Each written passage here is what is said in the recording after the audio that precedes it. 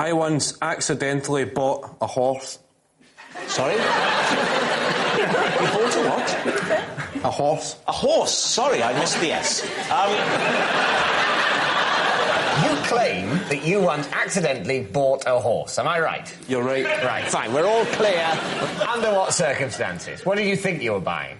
I never thought I was buying anything. I thought I was renting.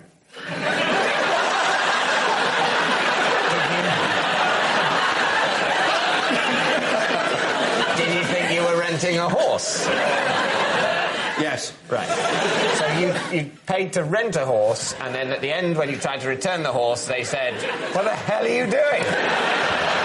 I've been trying to get rid of Psycho for years." That's pretty much it. How long had you imagined that you were going to rent it for? We thought we were going to rent it for like 25 minutes. And did they charge you? It was in Bulgaria on holiday. OK, so what did it cost in local Bulgarian currency? What is the local Bulgarian currency?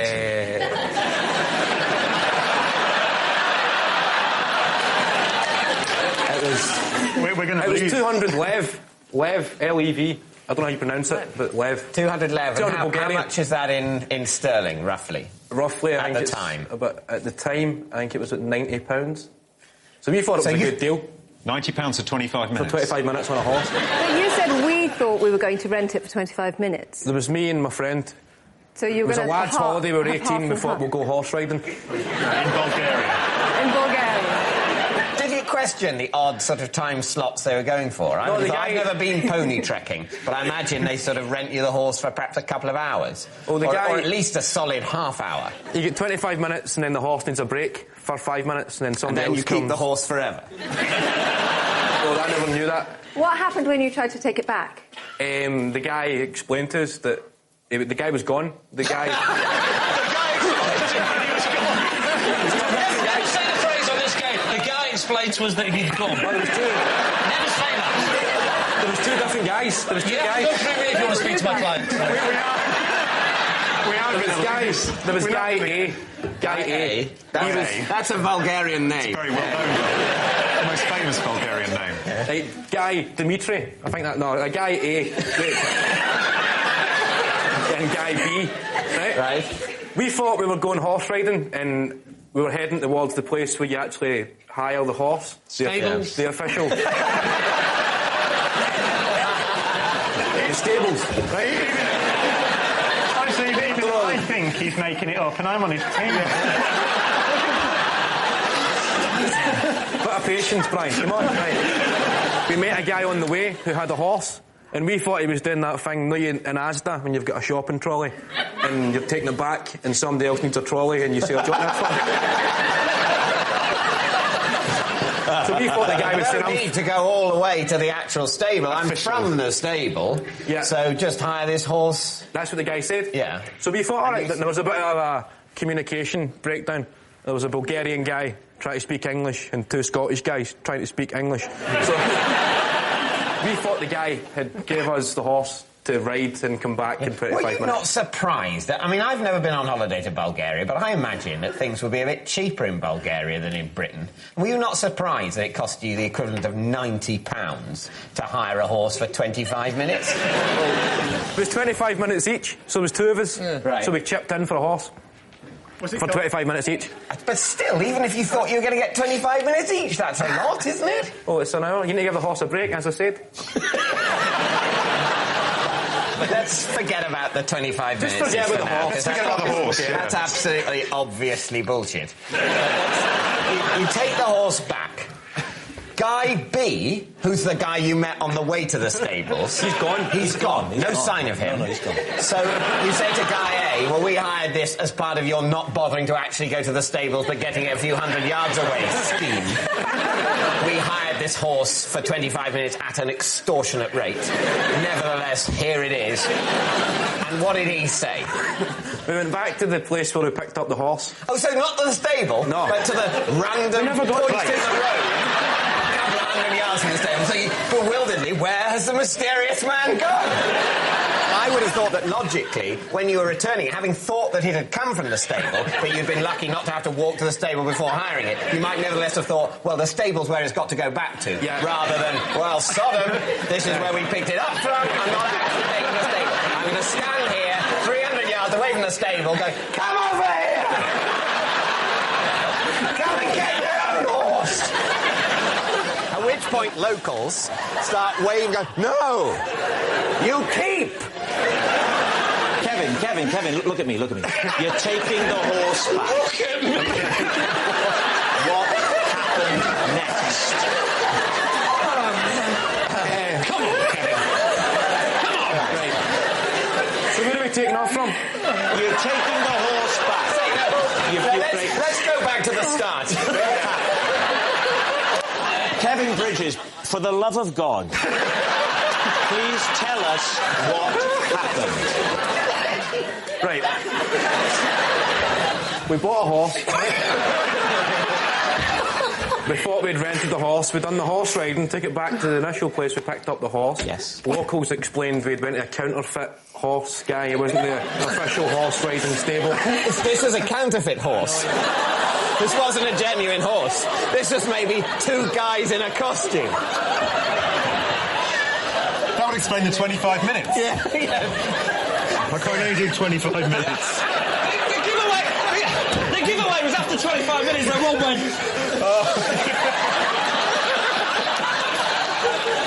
Right, let's crack on, lads.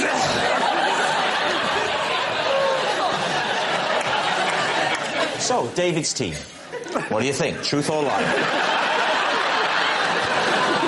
I mean, the trouble with this game is it plays tricks with your mind. But I don't think it's true. You don't really. It's got to be, hasn't it? It's got to be a lie. Got to be a lie. Yeah. Saying it's a lie. Right, so here we go. It really is. Here's the moment. This is more than any other episode I've done of this show. This is the moment we've been waiting for. Kevin Bridges, is it true or is it a lie? It's true.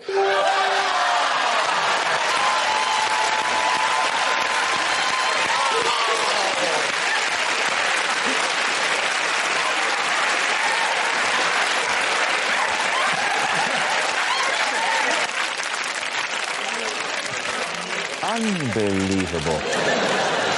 Our next round is called This Is My, where we bring on a mystery guest who has a close connection to one of our panellists. This week, each of Lee's team will claim that it's them that has the genuine connection to the guest, and it's up to David's team to spot who's telling the truth. So please give a warm welcome to this week's special guest, Drac. Welcome, Drac. So, Kevin, what is Drac to you? This is Drac. He's my dad's friend. He took me out for a driving lesson and I reversed through a chip shop window. Brian, please explain how you know Drac. Well, this is Drac, the roadie that left me gaffer-taped to a lighting rig for over an hour. Right. And finally, Lee, what's your connection? This is Drac. And I presented him with first prize at the National Pie Awards 2009. So, David's team, begin your investigation. Lee, where were the National Pie Awards held? Birmingham. What was the venue? The venue was the Hilton Hotel. Right. What kind of pie was it? Well, he made a selection. He didn't just make one pie. It was for his various pies. You don't just have one pie. It's So not like... Was he various pie maker of the year? No, he won the big prize at the end, National Pie Maker of the Year. So he won the overall award. Were there like No, separate... he didn't have the best overall.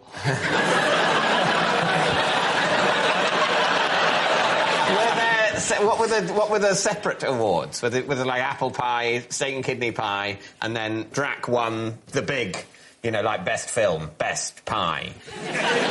You don't just have one pie. You have to have, I think, two or three pies. I think we understand that you have to demonstrate the ability to reproduce the pie. Otherwise, it literally is just one pie. And as soon as the judges have tasted it, well, what does it matter? That was a pie. That pie's gone. It was 2 or 3 pies he produced that year, but I 2 or 3. I think he wants to up production, actually. They've done the pie tasting and judging on another occasion. Yeah, they'd voted on it. People had voted on it, and there was like a pop chart. It's a pie chart. He brought... It was... you like the pie chart, didn't you? I thought you'd like it. Did you announce then the winner is Drac, or did you say his full name, which is... I said the winner is Drac. What about Brian and Brian gaffer-taped to a lighting rig. For how long? Over an hour. Over an hour. Why, may I ask, were you gaffer-taped to a lighting rig in the first place? I was the youngest member of the band, and I was probably not behaving in a way deemed appropriate for a member of a band in the presence of road crew. What were you doing? I don't remember. I think I was just being a general, you know... How did you get down? Pain. Well, they had to get me down because it's a lighting rig. It was like one of Wait a minute. Drac, on his own, grabbed you because you were doing something you shouldn't be doing, like maths homework. He carried you up a ladder to a lighting rig 20 metres above the stage, and then he gaffered you round. He was the tour manager, actually. So he ordered the rest of the crew to put me on the ground, gaffer me up into a ball, put a harness on, and then attached me to lighting rig at the Hammersmith Odeon and left me there for over an hour. Was that when you wrote Things Can Only Get Better?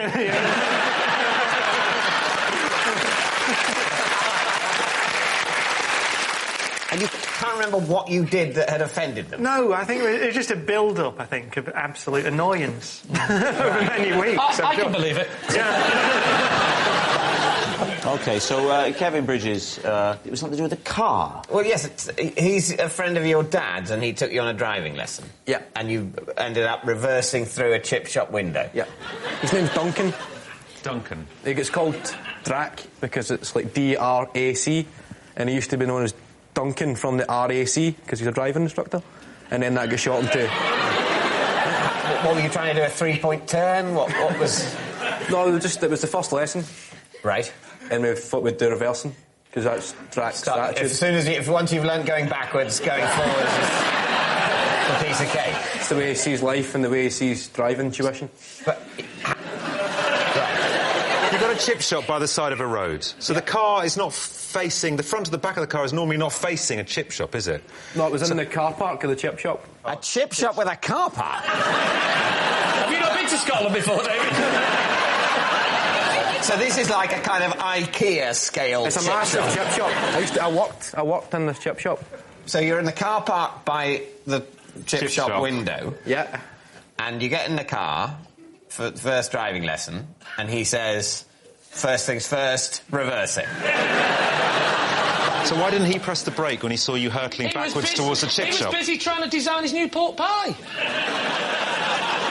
So, right, David C, we need an answer. Is Drac Kevin's driving instructor, Brian's gaffer-taping roadie, or Lee's prize-winning pie maker? What are you going to say? I have absolutely no idea. Well, Kevin's story sounds implausible, but we've been down this road before.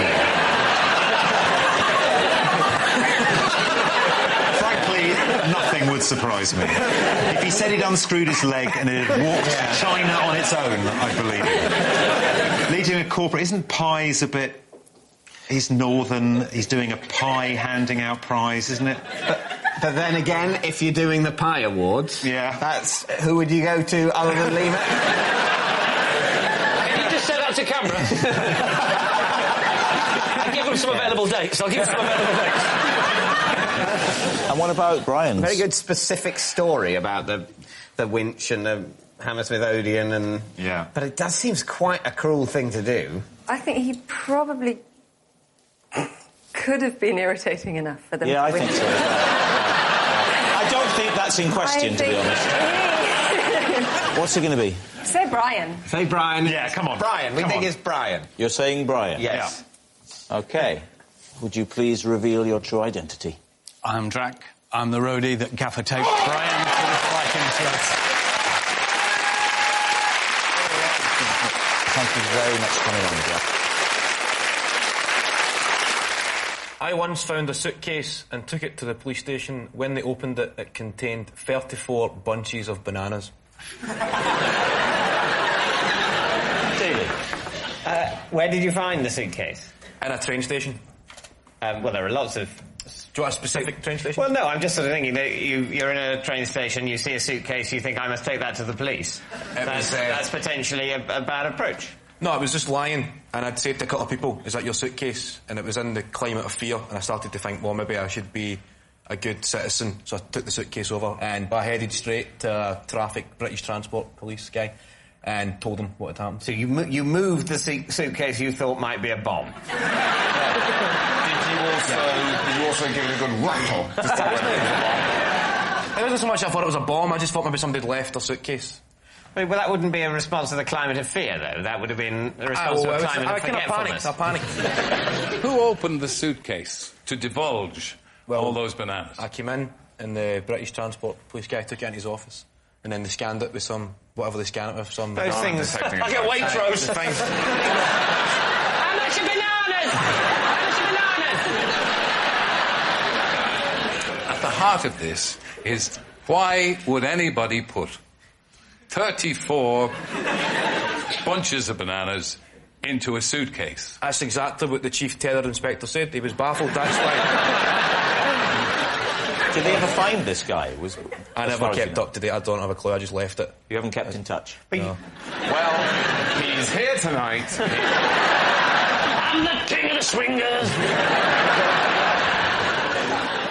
What I doubt here is that if you've taken a piece of unattended luggage to the police, I don't think they're going to then immediately open it. Oh, it was no longer unattended when I got to the police. Cause no, but you're saying...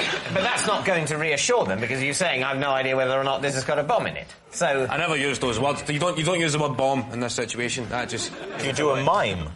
I'm worried this might be... What? I'm really... And then he opened it when?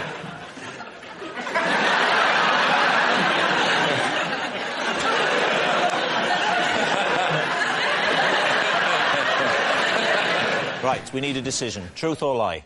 Well, you think it's a lie? I do, really. Yeah, I think it's a lie. Well, we'll say it's a lie. You're going to say it's a lie. OK, Kevin, were you telling the truth? It's a lie. Our next round is called This Is My, where we bring on a mystery guest who has a close connection to one of our panellists. Now, this week, each of Lee's team will claim it's them that has the genuine connection to the guest, and it's up to David's team to spot who's telling the truth. So please welcome this week's special guest, Tony.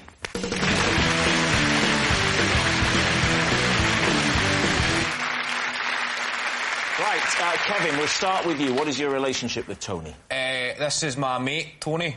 We were once questioned by the police for stealing a life-size cardboard cutout of Hugh Grant. Katie, how do you know Tony? This is Tony, and he freed me from a vending machine when I got my foot stuck in the push compartment. Finally, Lee, how do you know Tony? This is Tony, and until today, I had never met this man before, but the person that was supposed to be doing this tonight didn't turn up.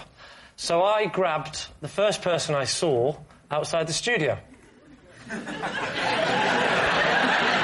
there we have it. Kevin's partner in crime, Katie's snack machine saviour, or Lee's stand-in man.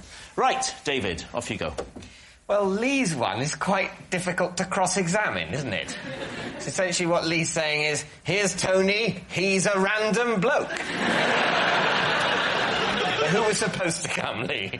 Well, had it gone to plan today, I would have said, this is Graham, and he's my self-defence instructor, because I'm learning self-defence. Right. What happened to Graham? Did he get beaten up?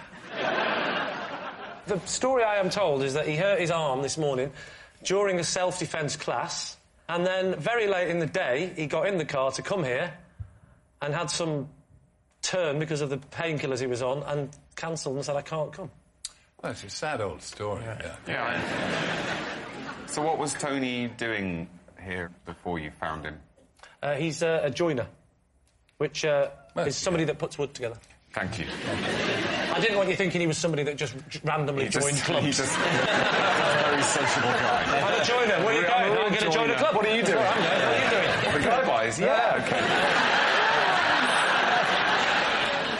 Where were you in the complex? Well, I'm not sure how good this is for national television, but I'll tell you, David. I was just outside that door where some people go out for a cigarette. I think you're aware of that door, David. I'm aware of the door. I'm sorry if David's parents are watching to break the news like this. But David occasionally does that. Yeah. And I'm not talking cigarettes either. No. To me, it will always be the heroin door. What sort of incentive did you offer this good man to come here and make a complete numpty of himself? Well, answer the man, Rob.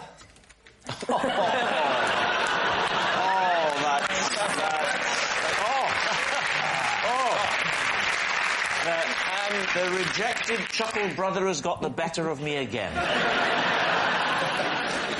Okay, well, I mean, I must say, Lee's story is incredibly plausible. And incredibly tedious.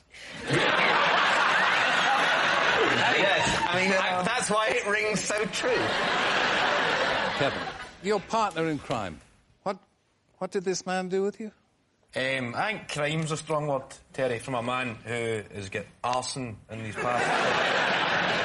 We were questioned by the police, not charged, just questioned for stealing a life-size cardboard cut of Hugh Grant. What were you going to do with Hugh Grant? We'd went to Blockbuster Video, and nothing really caught our eye, except the life-size cardboard cut of Hugh Grant. What? Sorry, I didn't understand a word of that. We went to Blockbuster Video, okay?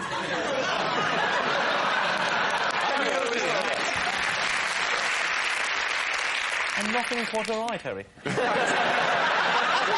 Finally, he's talking normal. Exactly. It shows to every Scottish person if you just made a little bit of effort. Yeah.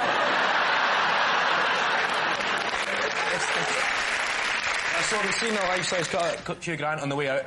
It was threatening to be a pretty dull evening until we seen this, and we thought we'll steal this and have a laugh on the way back home.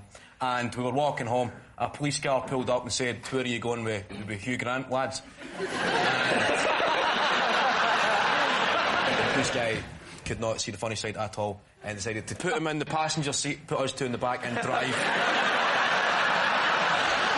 And drive us to the police station to be questioned. We haven't touched on Katie yet. No, we haven't. Yes, you've been told about that, Terry. We told you quite clearly before we started. Yeah. Where was the vending machine? It was at Cardiff Central train station. What did the vending machine vend? What is this thing you call love, human? What does it vend? It vended the normal stuff, drinks, chocolate bars. What were you doing with your foot in the vending machine? Well, I put the money in. Yeah. And I was trying to get a drink, and I could see that it had come out a bit, but not properly. Yeah. And after trying to get out with my hands, I tried my foot. And it got stuck? Yes. But was it a little hole or a big slot? It was like a tray thing. And how did this fine man help you? He was working at the train station. Yeah. And he's clocked it and came along and said, "Do you want a hand?" And you said, "We must keep in touch? Can I have your email address?" We didn't stay in touch, but I knew how to find him. How did you because find he's him? still working at Cardiff train station, Cardiff Central.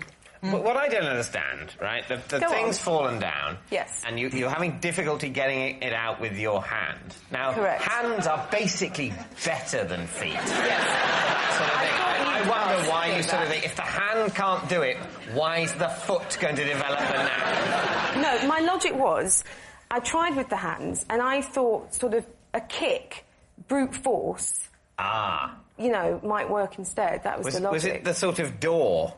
You know, because often the slot at the bottom has got a sort of door, hasn't Yes, it? it had a I door. offered slot and she called it a tray. Yeah, it's not a tray, is it? It's not a tray. A tray would be removable. This is like good cop, guy by cop.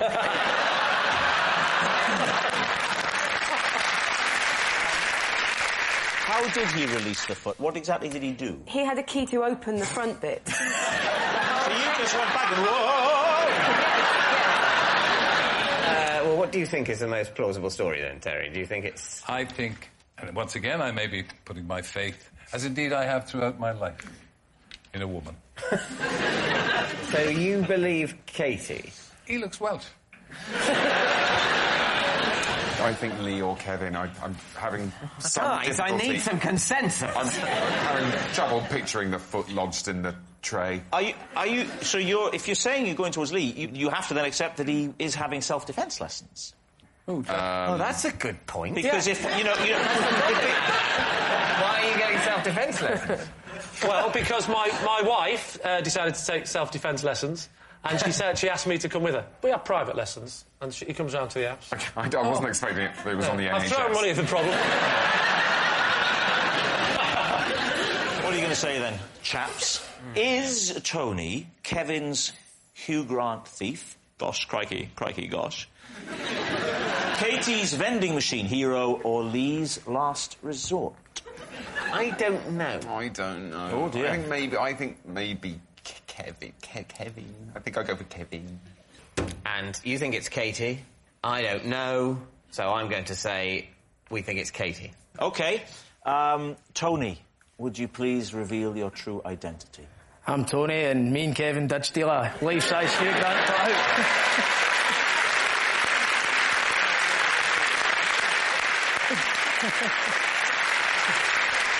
Were there any charges? No, it was a caution. And you're proud of it, aren't you? I can see that there's a real pride in your face. You feel you should have a Duke of Edinburgh award, don't you? Thank you very much, Tony. Well, he looked